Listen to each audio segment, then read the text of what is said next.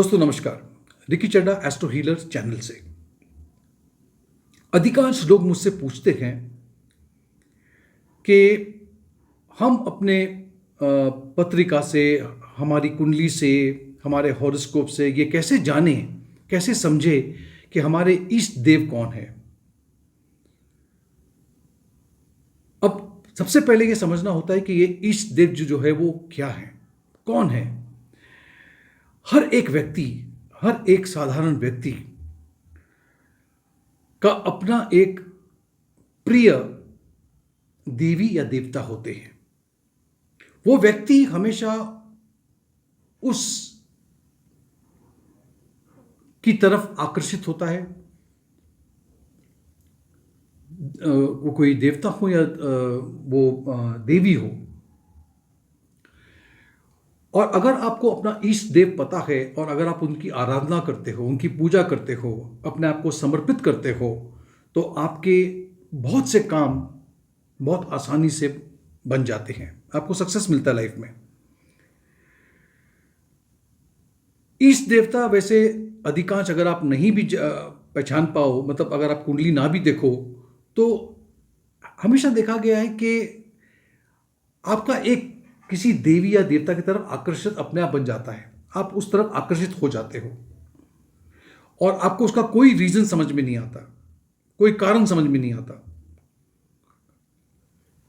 अगर आप इस देवी या देवता की पूजा करते हो, तो अगर ग्रहों की स्थिति खराब भी हो, चाहे फिर आप साढ़े सती में हो, ढैया में हो, छठे घर की, आठवें घर की, 12वें घर की महादशा भी चल रही हो, तब भी ये देवी देवता आपका साथ दे सकते हैं।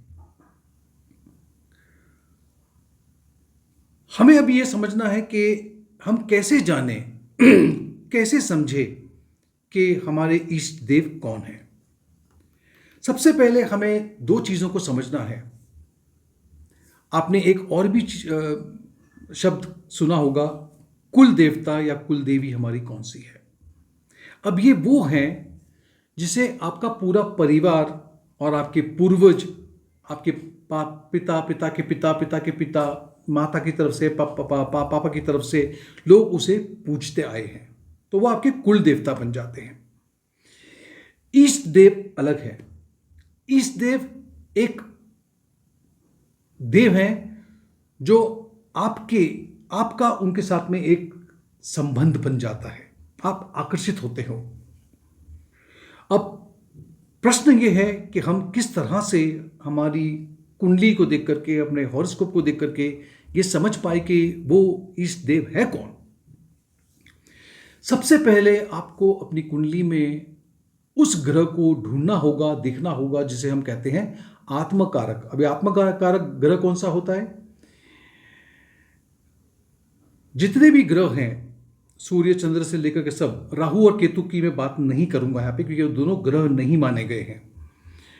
ऐसे में कोई भी ग्रह जिनको सबसे ज्यादा अंश प्राप्त हुए हैं, आपको पता है 30 डिग्रीज का होता है, तो 30 डिग्री का होता है। सबसे ज्यादा अंश जिसने प्राप्त किया है उसे हम कहते हैं आत्मकारक। ठीक है, ढूंढिए कि ऐसा कौन सा ग्रह है जिसे सबसे ज्यादा अंश प्राप्त हुए हैं। फिर ये तो आपकी कुंडली हुई। अभी कुंडली के बाजू में देखेंगे तो एक होता है D9 चार्ट, जिसको कहते हैं नवमांश कुंडली। नवमांश कुंडली में देखिए कि ये जो ग्रह है वो नवमांश की कुंडली में कौन सी राशि में बैठे हैं, किस भाव में बैठे हैं। जिस भाव में बैठे हैं उससे पहला, मतलब उस भाव से पहले, मतलब अगर 10वें घर में बैठे हैं तो 9वां घर, 9वें में बैठे हैं तो 8वां घर, 8वें में बैठे हैं तो 7वां घर। देखिए उस ग्रह से पहले की जो राशि है उसमें कौन सा ग्रह बैठा है। वो जो ग्रह होगा वो आपको बताएगा कि आपका इष्ट देव कौन हो सकता है। अब 12वां घर जब आप देखोगे, जहां पर आपके आत्मकारक बैठे, उससे पहला जो घर होगा उसको हम 12वां कहेंगे। जब आपको पता पड़ जाए कि हाँ ये 12वां घर है, दो परिस्थिति आपके सामने उत्पन्न होगी। एक तो जहां पे आत्मकारक नवमांश में बैठा है उससे एक घर पहले एक ग्रह भी हो सकता है, दो भी हो सकते हैं, तीन भी हो सकते हैं। उदाहरण के तौर पे आपके आत्मकारक नवमांश में 10वें भाव में बैठे हैं और आप देखते हो कि 9वें भाव में तीन ग्रह बैठे हैं। फिर आप देखिए कि कौन सा ग्रह वो तीन जो ग्रह में से सबसे ज्यादा पावरफुल है,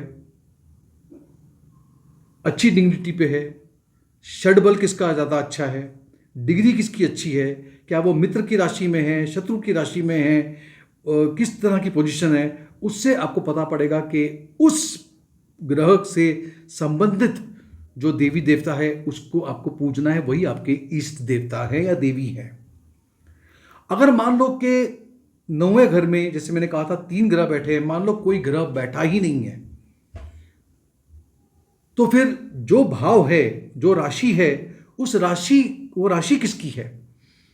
उदाहरण के तौर पे नवमांश में मान लो आपके आत्मकारक जो ग्रह है वो बुध है।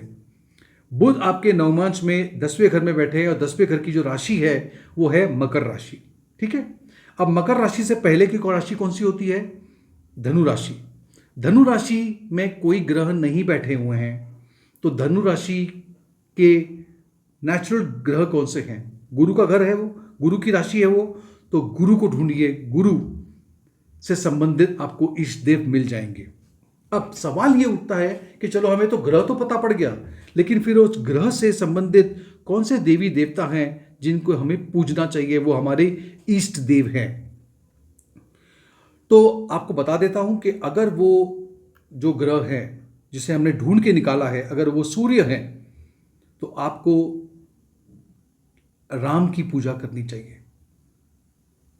अगर वो चंद्रमा है, अगर चंद्रमा है तो आपको शिव की भक्ति करनी चाहिए। शिवा ही आपके इष्ट देवता हैं। अगर वो मंगल हैं तो हनुमान जी अपने आप आपको आकर्षित करेंगे वो। वहीं पर अगर मान लो कि बुध हैं तो बुध विष्णु जी को या विष्णु के कोई भी अवतार, उसकी आप पूजा कर सकते हैं। गुरु हैं तो फिर विष्णु जी की आराधना आप कर सकते हैं, विष्णु की तरफ आप आकर्षित होंगे।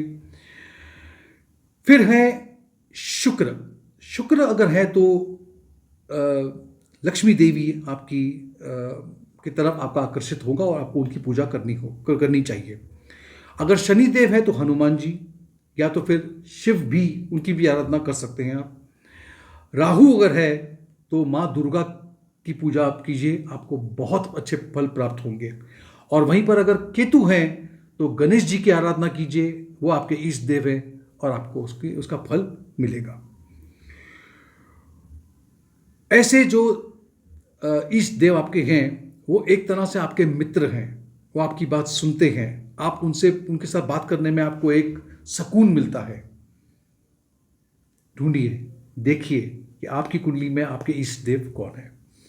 इस वीडियो को देखने के लिए बहुत बहुत धन्यवाद। अगर आपको मेरा ये वीडियो पसंद आया हो तो इसे एक लाइक जरूर दीजिएगा, नोटिफिकेशन बेल आइकन पे क्लिक कीजिए, और अब तक आपने मेरे चैनल को सब्सक्राइब नहीं किया है तो कृपया कर लीजिएगा। Thank you.